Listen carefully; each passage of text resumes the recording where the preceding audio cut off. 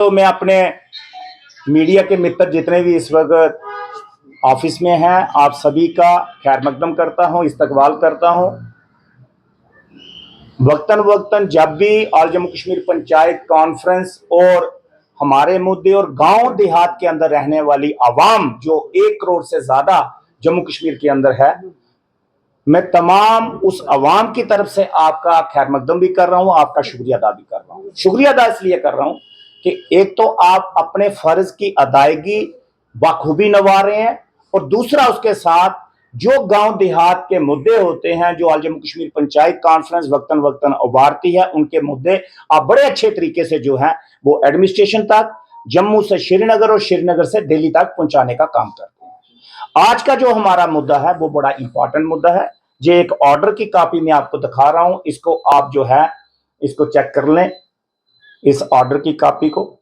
और ये ऑर्डर की कॉपी आपके सामने डिस्प्ले कर रहा हूं, आप भी हमारे जम्मू कश्मीर की आवाम को, भारत की आवाम को बता सकते हैं। ये ऑर्डर की कॉपी जो है ये जनाब निकली थी 10/1/2024 को, 10 जनवरी 2024 को एक ऑर्डर निकलता है।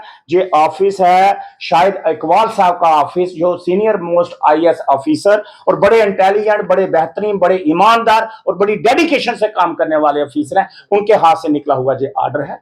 और ऑर्डर में ये लिखा है सेक्शन 9 जो पंचायती राज एक्ट 1989 की सेक्शन 9 है, उसके मुताबिक जम्मू कश्मीर के अंदर जब भी पंचायतें डिसॉल्व होती हैं तो उनकी जो पावर्स होती हैं वो एडमिनिस्ट्रेटिव पावर जो है वो आगे शिफ्ट की जाती हैं वीडियो साहबान को। जम्मू कश्मीर के अंदर तमाम वीडियो को जो हक मिल जाता है कि डीडीओ पावर जो है एमजी नरेगा की जो पैसा निकलता है वो उनके साइन से निकलता है, सरपंचों के साइन से नहीं निकलता। जो पंचों के साइन से नहीं निकलता, पंचायतों का रोल खत्म हो जाता है क्योंकि पंचायतों की टर्म खत्म हो जाती है। सेक्शन 9 ये कहती है कि जो एडमिनिस्ट्रेटर जो बनाए जाते हैं उनके पास पावर चली जाती है। और उसी सेक्शन 9 का एक हिस्सा है पंचायती राज एक्ट 89 की सेक्शन 9 का एक हिस्सा है कि उसी के अंदर लिखा हुआ है कि ये ऑर्डर सिर्फ 6 महीने के लिए होता है और हर 6 महीने के बाद उसको जो है दोबारा से निकालना पड़ता है। वहां से 6 महीने आगे तक फिर एक ऑर्डर निकला, वो ऑर्डर कल रात को 12 बजे खत्म हो गया। जब वो ऑर्डर खत्म हो गया तो इट मीन कि जो तमाम जम्मू कश्मीर के अंदर वीडियो है वो आज 11 तारीख को कोई भी बिल पास नहीं कर सकते। मैंने रात को 12 बजे तक पब्लिक डोमेन में वो ऑर्डर में ढूंढता रहा, मुझे ऑर्डर वो नहीं मिला। जब रात को मीडिया के पास भी वो ऑर्डर नहीं आया होगा, जब वो नहीं मिला तो मैंने ये मुनासिब समझा कि जम्मू कश्मीर के अंदर कितने काबिल तारीन इस वक्त आईएएस ऑफिसर, केएएस ऑफिसर बैठे हुए हैं। हम तो ठहरे सरपंच और पढ़े लिखे भी कम होते हैं, गांव देहात में रहने वाले लोग होते हैं, हमें मालूमात नहीं होती है बहुत सारी चीजों की, क्योंकि हमें सेक्रेटरीट के अंदर जाने के लिए भी पास की जरूरत होती है, हमें कोई अंदर भी नहीं जाने देता क्योंकि हम एमएलए की तरह हमारे पास प्रोटोकॉल तो है नहीं। हमें तो लाइन में, हम तो अवाम के साथ लाइन में लगने वाले लोग हैं, हम तो जनता के साथ लाइन में लग के सेक्रेटरीट के अंदर जाते हैं। तो इसलिए हमारे पास कोई पब्लिक डोमेन में जब हमने नहीं देखा तो रात को 12 बजे के बाद मैंने सोचा कि ये तो बहुत बड़ा घोटाला हो गया, ये तो बहुत बड़ा मसला हो गया। जम्मू कश्मीर के अंदर आज जिसके खाते में नरेगा के पैसे डालने होंगे वो कौन डालेगा, जिसको कोई बिल पास करना होगा वो कौन करेगा। तो इसलिए हम आपके सामने आए, मीडिया के सामने आए कि एलजी साहब को बता सकें कि जो काबिल तारीन आपने सेक्रेटरी इस वक्त जम्मू कश्मीर के अंदर रूरल डेवलपमेंट पंचायती राज में रखे हैं, जो काबिल तारीन केएएस ऑफिसर रखे हुए हैं, सीनियर मोस्ट डायरेक्टर से लेके वीडियो तक सभी काबिल तारीन है, सभी पढ़े लिखे हैं, सभी अच्छे जो है वो यूपीएससी से क्लियरेंस करके आए हैं और सभी जो है जम्मू कश्मीर कैडर जो है केएएस का वो क्लियर करके आए हैं। नालायक उनमें कोई नहीं है, बहुत काबिल हैं वो। नालायक तो हम लोग हैं, हमें पता ही किसी चीज का नहीं होता। लेकिन फिर भी मैं अवाम को ये बताना चाहता हूं कि आज अवाम ये चीज समझे कि आज 90 विधायक जो चुनकर जम्मू कश्मीर के अंदर आए, 90 में से 2 आज, एक तो बदकिस्मती है कि एक विधायक हमें छोड़कर चले गए, एक विधायक ने वो मुख्यमंत्री बन के वो 2 इलेक्शन जगह पे इलेक्शन लड़ी, एक बड़गाम, उनको छोड़ना पड़ा। हमारे पास बचे 88 विधायक। तो 88 विधायक भी बहुत इंटेलिजेंट है, बड़े पढ़े लिखे हैं, बड़े पैसेदार हैं, बड़े सरमायादार हैं, बड़े इंटेलिजेंट है तमाम पॉलिटिकल पार्टी के। क्या उनके ध्यान में भी ये चीज नहीं आई कि यार क्या हो रहा है जम्मू कश्मीर के अंदर? जम्मू कश्मीर में 80% आवाम जो है वो गांव देहात के साथ ताल्लुक रखती है, 20% आवाम जो है वो शहरों के साथ ताल्लुक रखती है। क्या वो तमाम जो विधायक हैं, क्या वो सारे के सारे शहरों हैं? क्या गांव के साथ उनका कोई वास्ता नहीं है?